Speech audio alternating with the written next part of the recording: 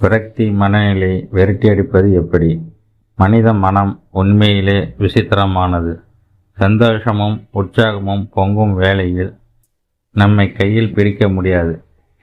அதுவே விரக்தி என்று வந்துவிட்டால் ஒரு குண்டூசி அளவு துன்பங்கூடம் பெரிய மலையாக கண்முன் தோன்றி நம்மை மலைக்க வைத்து விடும். கடல் போல் பரந்த மனதிற்குள் கடல் அலைகள் போல் எந்த திசையில் இருந்து எந்த புயல் கிளம்பும் என்று தெரியாமல் திடீரென்று அமைதி குழைந்து விரக்தி ஏற்படும். மனம் நிலை கொள்ளாது இங்கும் அங்கும் அலைப்பாய்ந்து வாழவே வெறுத்தது போல் ஒரு உணர்வு ஏற்படும். விபரீதமான யோசனைகளும் வெறுப்புகள் தோன்றும். திரும்பவும் மனதை பழைய நிலைக்கு கட்டுக்குள் கொண்டு வருவதற்கு பெரும்பாடுபட வேண்டியிருக்கும். உண்மையில் விரக்தி என்பது நம்பிக்கை இழந்த நிலையாகும்.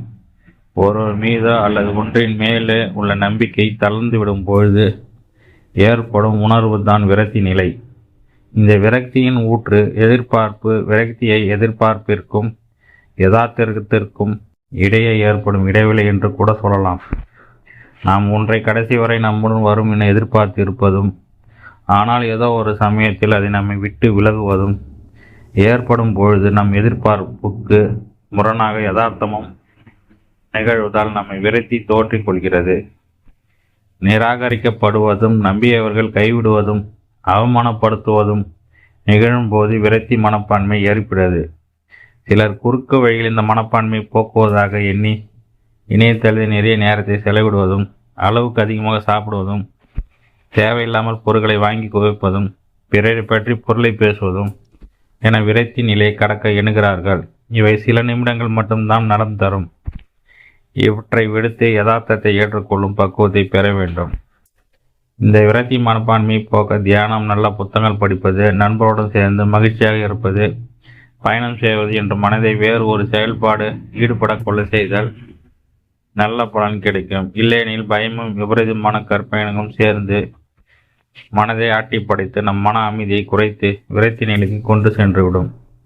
இம்மாதிரியான விரக்தி ஏற்படும் சமயங்களில் தனித்திருப்பதை தவிர்த்து விடுதல் நல்லது. நண்பர்களுடன் சேர்ந்தோ அல்லது ஒரு குழுவுடன் சேர்ந்தோ பொதுப்பணிகள் செய்வது நம் மனநிலை மாற்ற உதவும், நம்மை ஆசுவாசப்படுத்த உதவும். விரக்தி மனப்பான்மையானது நம்மை தனிமையில் நாடுவதில் ஆர்வம் உள்ளவராக போக்கும் காட்டி நம்முடைய துணிமையும் தைரியத்தையும் கொடுத்து எதற்கு பயனற்றவர்களாக ஆக்கிவிடும். எனவே சுறுசுறுப்பாகவும் விடாமுயற்சியுடன் எதிலும் ஒரு நிதானமான போக்கையும் கடைபிடித்து இந்த விரக்தி மனப்பான்மையில் இருந்து வெளிவந்து விட வேண்டும்.